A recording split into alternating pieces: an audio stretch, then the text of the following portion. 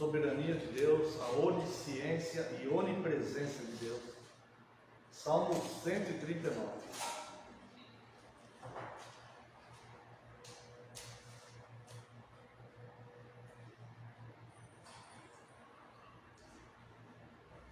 Senhor, Tu me sondas e me conheces. Sabes quando me assento e quando me levanto. De longe penetras os meus pensamentos. Esquadrinhas o meu andar e o meu deitar, e conhece os meus caminhos. Ainda a palavra me não chegou à língua, e Tu, Senhor, já a conheces toda. Tu me cercas por trás e por diante, e sobre mim pões a mão. Tal conhecimento é maravilhoso demais para mim, é sobremodo elevado, não o posso atingir. Para onde me ausentarei do Teu Espírito? Para onde fugirei da Tua face? Se subo aos céus, lá estás. Se faço a minha cama no mais profundo abismo, lá estás também. Se tomo a asa da alvorada e me detenho nos confins dos mares, ainda lá me haverá de guiar a Tua mão, e a Tua destra me susterá.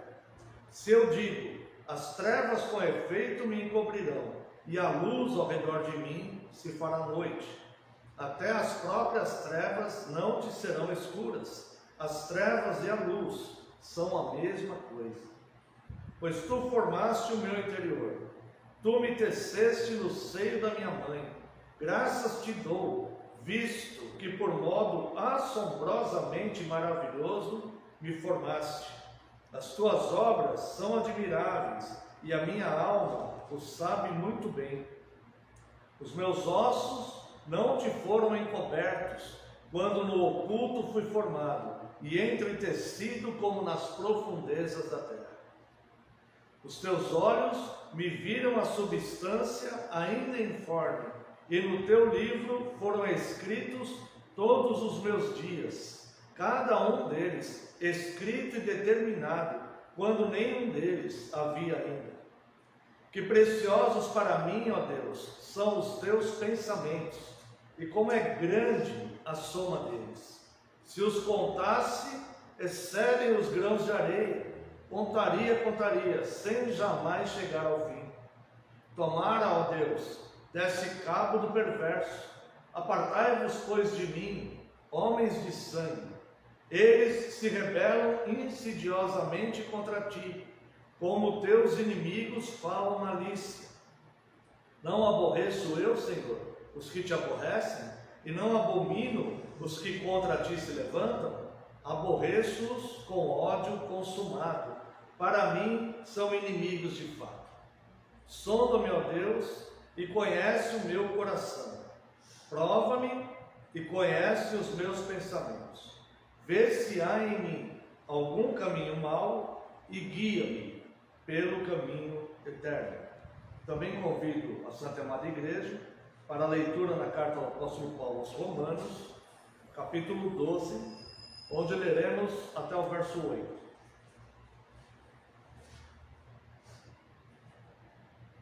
Rogo-vos, pois, irmãos, pelas misericórdias de Deus, que apresenteis o vosso corpo por sacrifício vivo, santo e agradável a Deus, que é o vosso culto racional. E não vos conformeis com este século, mas transformai-vos pela renovação da vossa mente, para que experimenteis qual seja a boa, agradável e perfeita vontade de Deus.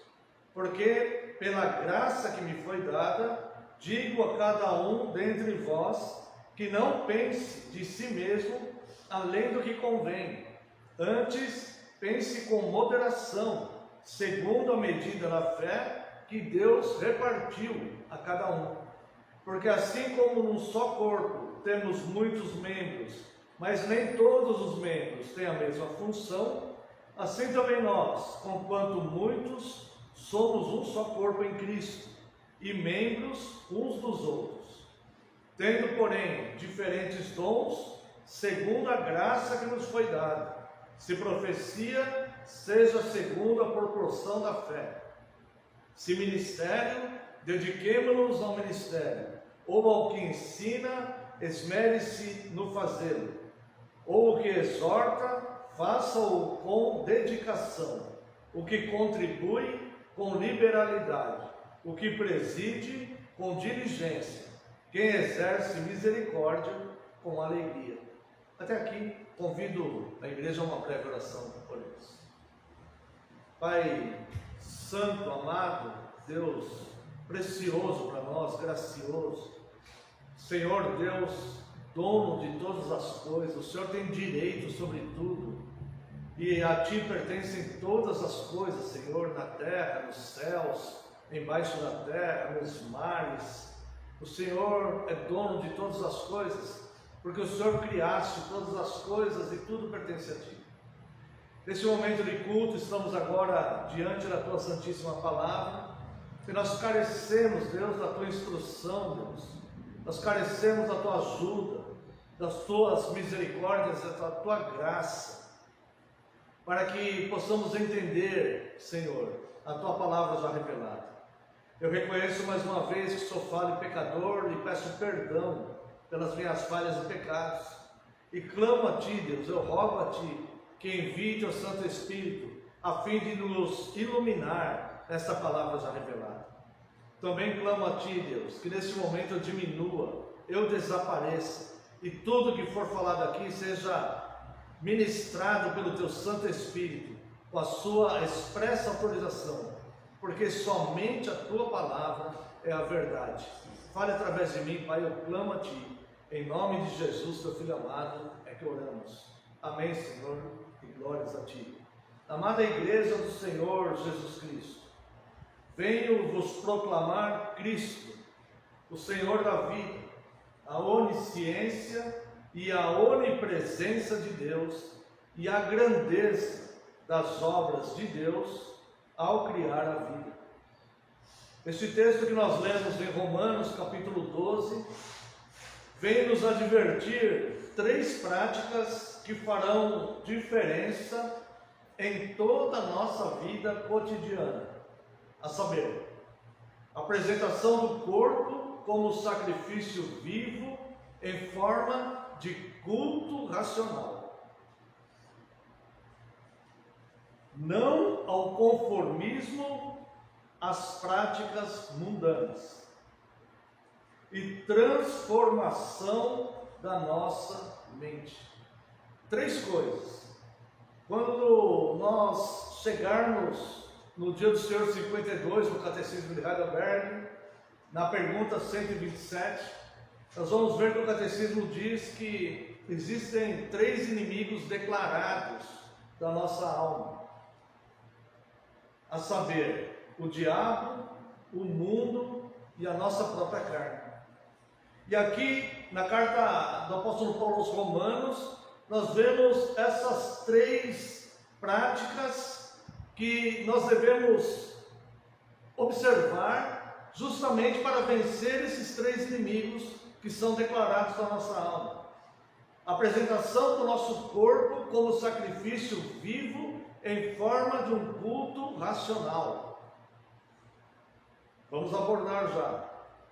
Não ao conformismo às práticas mundanas. Aqui eu quero ler com os amados irmãos, primeira carta de João, capítulo 2, os versos 15 a 17,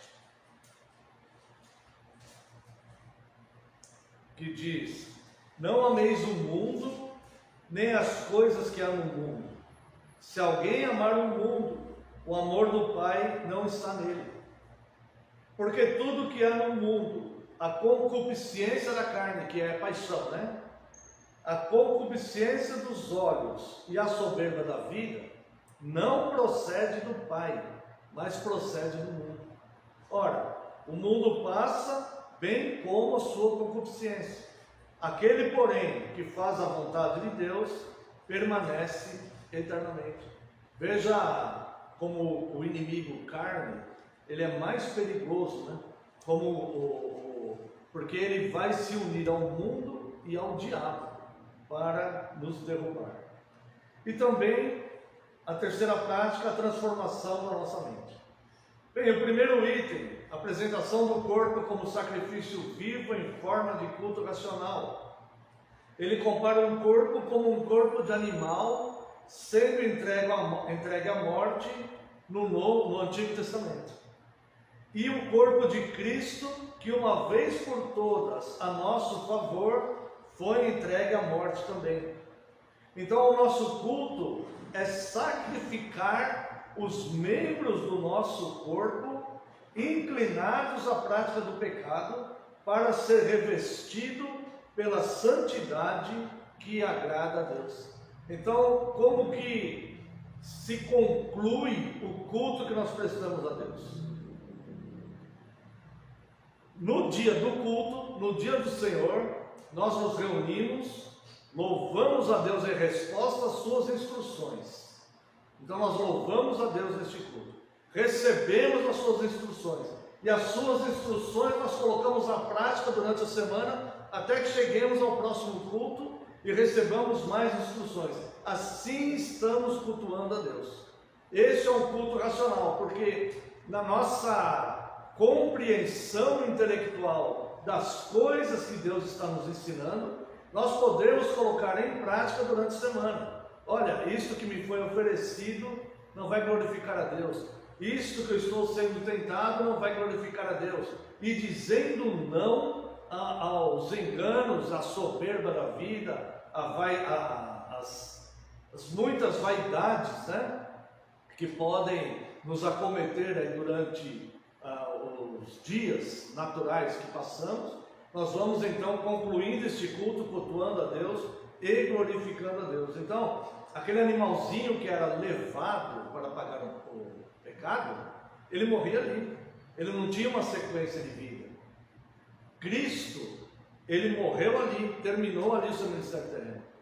Então ele passou o seu ministério terreno e morreu ali. Ele ressuscitou, mas está sentado ao lado de Deus nas alturas, de onde ele há de voltar para julgar vivos e mortos. A segunda questão, então, que nós podemos ver é não nos conformarmos com as práticas mundanas. Então, a primeira questão, a apresentação do corpo como sacrifício vivo em forma de culto racional, é assim que vencemos o nosso inimigo carne, a nossa própria carne, tá? Então, essa é uma luta. Nós não conseguimos vencer essa carne totalmente enquanto nós estamos neste corpo, né? Nós sabemos disso, mas a nossa prática é lutar contra isso. Essa é a nossa prática. O segundo item é não ao conformismo às práticas mundanas, ou seja, esse segundo item nos exorta a ficarmos inconformados e não simpatizantes ao mal cometido no mundo. Este segundo item, o inimigo é o próprio mundo. O Senhor Jesus, quando ele ensinou as bem-aventuranças, no seu Sermão do Monte, capítulo 5 de Mateus, verso 6, uma dessas bem-aventuranças é: bem-aventurado o que tem fome e sede de justiça, porque serão fartos.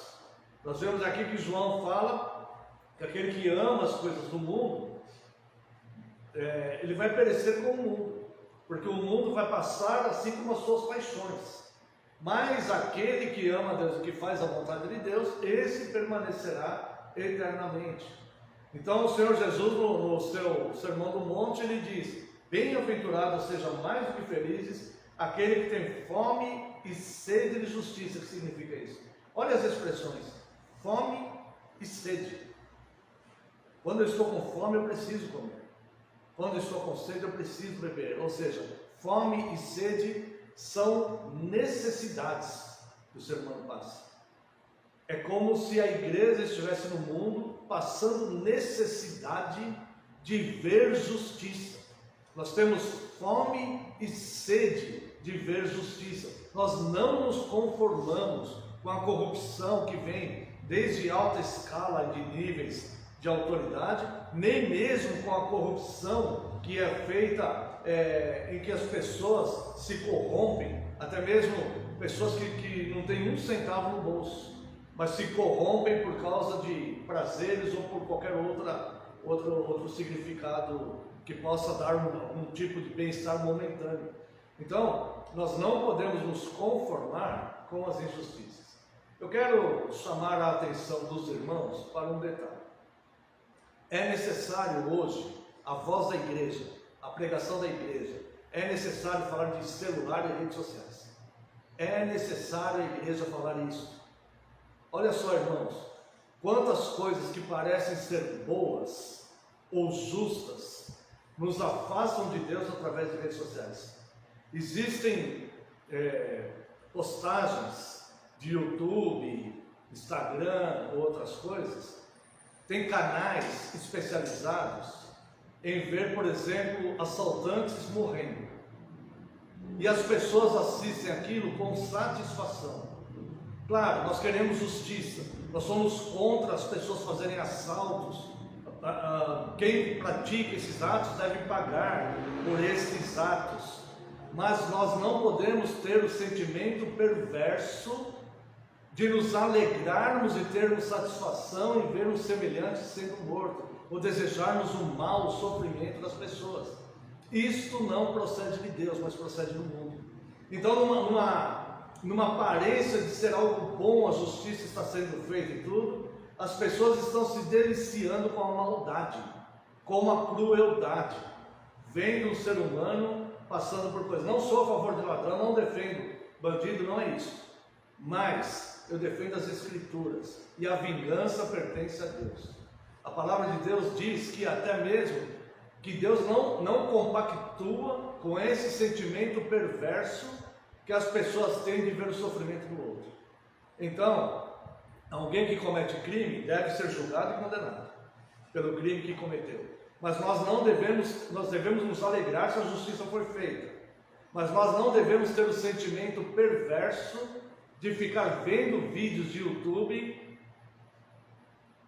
nos alegrando com o sofrimento de pessoas, porque isso vai matar o bem dentro de nós, isso vai esfriar o amor dentro de nós.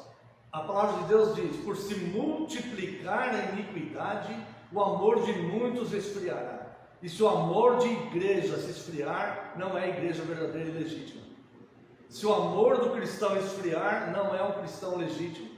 Então nós devemos vigiar sobre todas essas coisas. Não compete a nós tomar vingança, compete a nós termos fome e sede de justiça, não nos conformarmos com o mal. Eu não me conformo da impunidade, não me conformo com a impunidade de pessoas que cometem crimes e são inocentadas. Eu não me conformo com isso. Isso é fome e sede de justiça. Mas eu não posso alimentar em mim o sentimento perverso de ver um semelhante sofrendo algo que não compete a mim fazer. Então, o Senhor Jesus diz: bem-aventurado que tem fome e sede de justiça, a justiça de Deus, e não o nosso senso pessoal e particular de justiça. O terceiro item nos eleva a uma transformação total de pensamento, ou seja, transformação da mente, atitude e propósito de vida, ou seja, nossa mente, nossa atitude e nosso propósito de vida deve passar por uma transformação tríplice. Essas três coisas, essas três formas devem ser transformadas. Conhecemos isso por conversão, e quem se opõe a isso é o inimigo das nossas almas, é o próprio Satanás, que nos tenta, nos coloca pensamentos, muitas vezes, em nossa mente, que vai nos levar ao contrário desses fenômenos. Dito isso, irmãos, podemos entender melhor a continuidade do capítulo 12. Veja os versos 9 a 20. O amor, capítulo 12 de Romanos: o amor seja sem hipocrisia, detestai o mal, apegando-vos ao bem. Isso aqui é prática cristã. Amai-vos cordialmente uns aos outros, com amor fraternal, preferindo-vos em honra uns aos outros. No zelo não sejais remissos, sede fervorosos de espírito, servindo ao Senhor. Regozijai-vos na esperança, sede pacientes na tribulação, na oração perseverantes. Compartilhai as necessidades dos santos, praticai a hospitalidade. Abençoai os que vos perseguem, abençoai e não amaldiçoeis. Alegrai-vos com os que se alegram e chorai com os que choram. Tende o mesmo sentimento uns para com os outros. Em lugar de ser orgulhosos, condescendei com o que é humilde. Não sejais sábios aos vossos próprios olhos.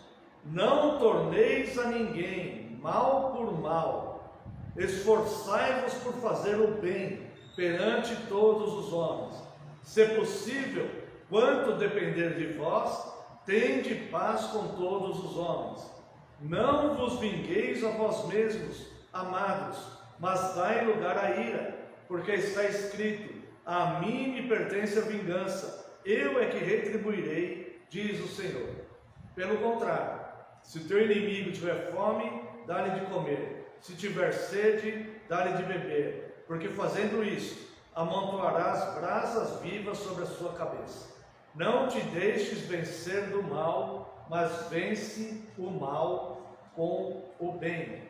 Então o que nós podemos ver aqui, amados irmãos, é que existe uma prática cristã que Deus determinou para que seu povo e sua igreja andassem nela. Fomos alcançados pela graça para sermos luz no mundo e não nos compararmos com as pessoas que amam o mundo e as suas paixões. Temos que ter sede e fome de justiça, mas temos que ter a prática do amor fraterno, da misericórdia, da compaixão, da empatia, alegrar com os que se alegram e chorar com os que choram, né? Compartilhar as necessidades, fazer parte realmente do corpo de Cristo, sendo nós, a igreja, o próprio Cristo atuante na terra. E por que não devemos pensar sobre nós mesmos como convém, como diz aqui? Veja o verso 3: porque pela graça me foi dada, digo a cada um dentre vós, que não pense de si mesmo além do que convém, antes pense com moderação, segundo a medida da fé que Deus repartiu a cada um. E compare com o verso 16: tende o mesmo sentimento uns para com os outros, em lugar de ser desorgulhosos, condescendei com o que é humilde. Não sejais sábios aos vossos próprios olhos. Por quê? Não devemos pensar sobre nós mesmos além do que convém. Por que não devemos ser sábios aos nossos próprios olhos? Porque é como nós aprendemos na oração do Pai Nosso: Deus está no céu e nós na terra. E a sua onisciência e a sua onipresença sobre a nossa vida nos foram proclamadas no Salmo 139 que nós lemos. Tá? Mesma razão pela qual não devemos ser sábios aos nossos próprios olhos, nem pensar sobre nós mesmos mais do que de fato é. Porque esta onisciência e esta onipresença de Deus nos foram proclamadas. Uma vez que esta onisciência e esta onipresença de Deus nos foram proclamadas, indesculpáveis somos se queremos nos tornar mais sábios do que Deus. Indesculpáveis somos se queremos burlar Deus, se acharmos que podemos de certa forma fechar os olhos de Deus para que não veja o que nós não queremos que Ele veja. Então veja o Salmo 139, que além de nos ser um alerta, ele é um consolo para nós todos. Irmãos, Deus de fato vê todas as coisas, e as nossas fraquezas, nós não devemos maquiá-las diante de Deus. Nós devemos falar para Deus sobre essas fraquezas. Nas nossas orações, súplices, nós devemos falar para Deus: Senhor, tenho dificuldade com isto, estou sofrendo com essa minha fraqueza, luto contra isso e não ficar tentando burlar Deus, porque nos foi proclamado a onisciência de Deus e a onipresença de Deus. Então, não queira ser mais sábio do que Deus, não queira fazer o trabalho de Deus. É isso que o Salmo 139 nos proclama, que nós somos criados por Ele, pela sua sabedoria, de forma sobrenatural. Então somos submissos a Ele. Dele sabemos que nada se esconde, e sabemos que somos imperfeitos. Isso nos envergonha.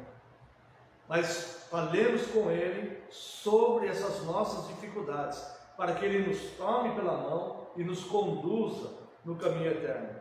De forma breve, quero destacar apenas alguns pontos, irmãos, do Salmo 139. Ser sábio aos próprios olhos nos trará enganos, inquietações e ruína no final da nossa jornada, na jornada da nossa vida. Vos convido a ver a grandeza assombrosa de Deus descrita neste salmo.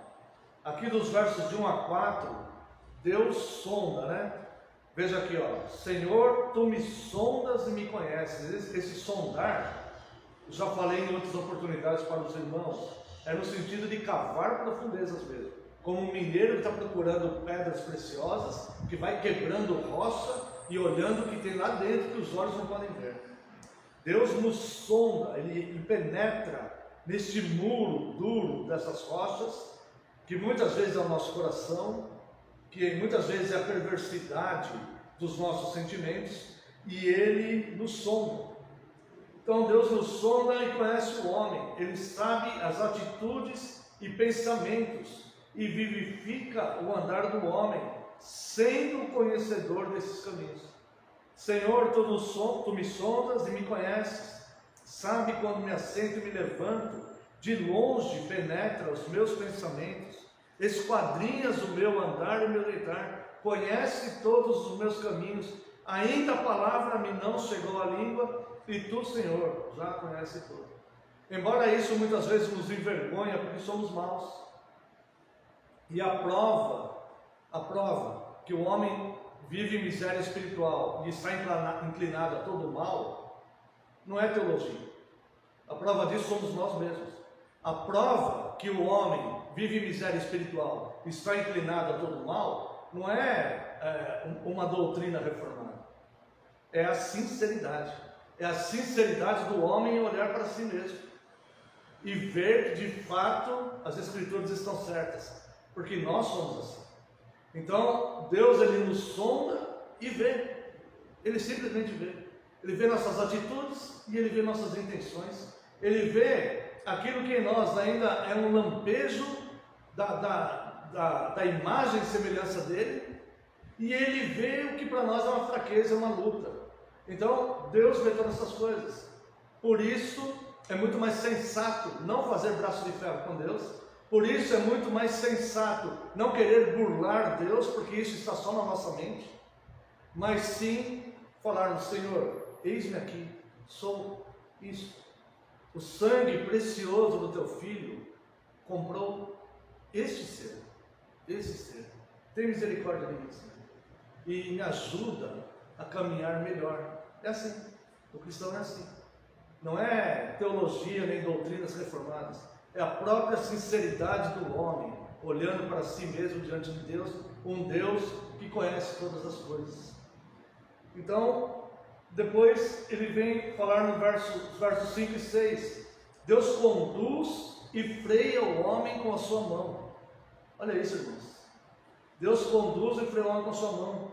Este conhecimento nós não podemos alcançar. Veja aqui o verso 5 e o 6, olha como está escrito isso literalmente. Tu me cercas por detrás e por diante, e sobre mim pões a mão. Sobre mim o Senhor põe sua mão. Tal conhecimento é maravilhoso demais para mim, e sobre modo elevado não posso atingir. Eu lembro que uma outra vez também eu comentei com os irmãos um filme que eu assisti, em que o homem está tentando explicar a grandeza de Deus. E como que é um professor, né? E ele está tentando explicar, ele faz lá o quadro, lá, anota um monte de coisa, tudo. E como que ele faz? ele pega uma lagarta, a lagarta está andando, ele põe o dedo levemente sobre a lagarta. Quando ele põe o dedo sobre a lagarta para de andar. E ele fala assim, ela não sabe o porquê que ela parou de andar. Ela não sabe o porquê que ela parou de andar, mas ela parou de andar. A hora que eu quiser que ela ande, eu tiro a mão e ela começa a caminhada de novo. Eu ponho o dedo levemente sobre ela, sem machucar a lagarta, né, sem pressionar. Ponho o dedo levemente, de forma bem leve, sobre ela, ela para. Interessante, né? E ele falou assim, da mesma forma, Deus nos conduzindo, Ele nos põe a mão e nos conduz, nos cerca por trás e por diante. Ou seja, existe governo nessa vida. Nós não estamos à deriva. Não estamos à deriva. Não importa o que as pessoas façam, não importa o que as pessoas falem, não importa o que as pessoas falem sobre você, não importa o que as pessoas façam para você, ou contra você, ou a favor de você. O que importa é que Deus está no controle total e absoluto de todas as coisas. E isso nos dá confiança nele. Porque nós sabemos que nós não podemos vencê-lo. Nem fisicamente, nem intelectualmente, nem espiritualmente, nem de forma alguma. E o resto do texto do Salmo, ele vai dizer isso.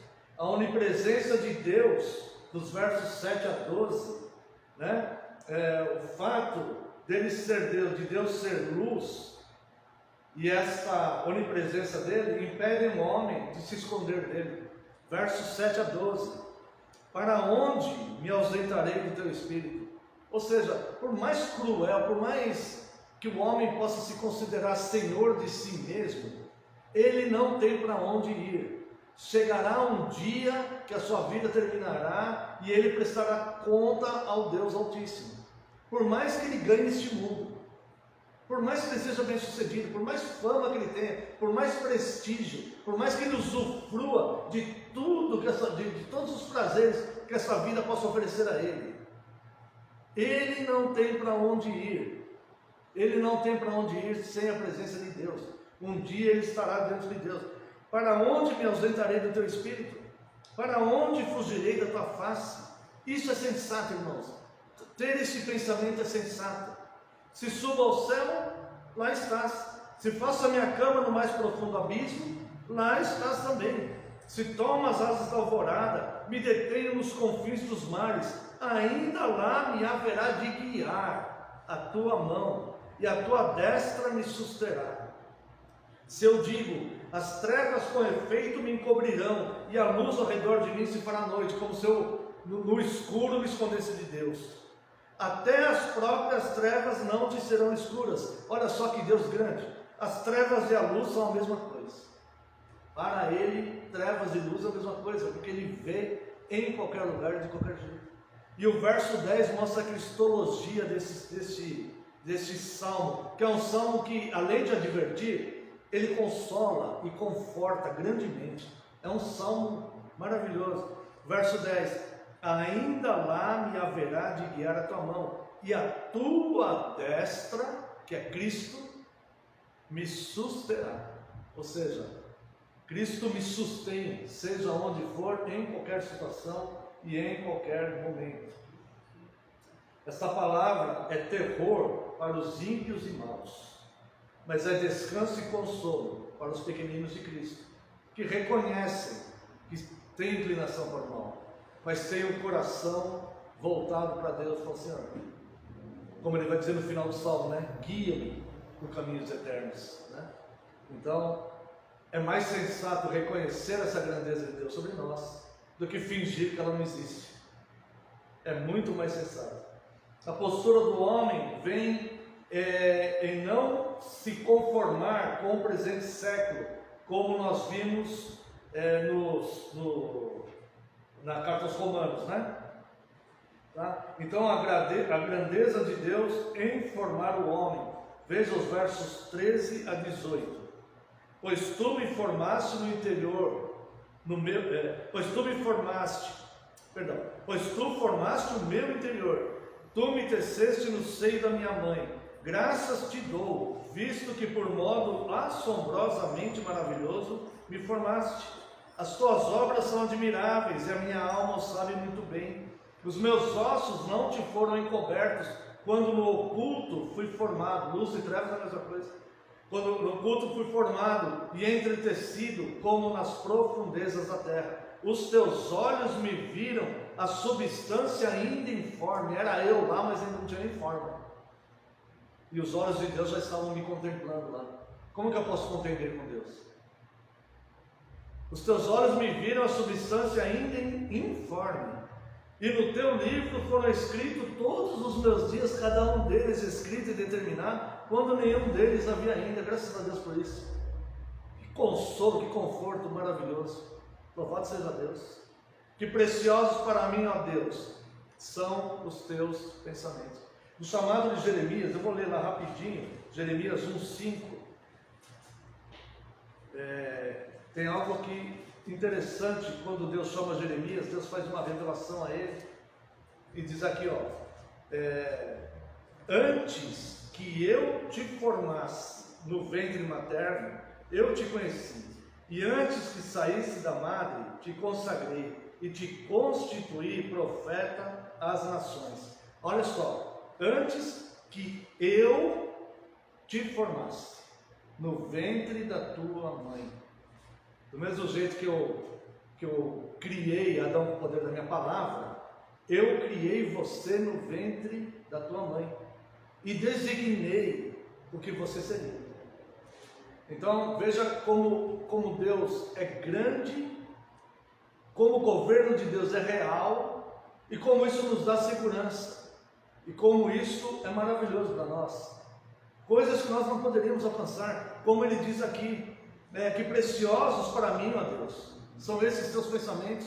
Eu não posso alcançar isso, eu não consigo entender como podem ser tão grandes assim, fazer isso, eu não posso entender. Mas eu sou eternamente grato ao Senhor por tudo isso, até mesmo porque o Senhor conhece as minhas fraquezas. E o autor aos Hebreus fala: nós não temos um sumo sacerdote que não possa se compadecer de nós, porque Ele conhece todas as nossas fraquezas. Portanto, entremos confiadamente no trono da graça, a fim de alcançar misericórdia. É glória, é graça, é bênção demais para nós. É como diz lá o resumo do Credo Apostólico, que Ele me fez herdeiro de todas as coisas, que Ele me salvou e sou herdeiro de todas as coisas. E por fim, irmãos, para nós terminarmos aqui, o versos 19 ao 22, é a fome e a sede de justiça, que reconhecendo essa grandeza de Deus, o cristão tem ao ver um mundo tão cruel como este mundo que a gente vive. Tomar, ó Deus, deste cabo do perverso. Apartai-vos, pois, de mim, homem de sangue. Eles se rebelam insidiosamente contra ti, e como teus inimigos falam malícia. Não aborreço eu, Senhor, os que te aborrecem, e não abomino os que contra ti se levantam. Aborreço com ódio consumado. Para mim são inimigos de fato. Isso aqui são imprecatórios, é uma oração imprecatória, onde o salmista ele pede o fim dos maus, não no sentimento perverso para se satisfazer vendo os maus sofrerem, mas para que Deus seja glorificado, porque esses homens eles se rebelam insidiosamente contra Deus e falam malícias como inimigos de Deus.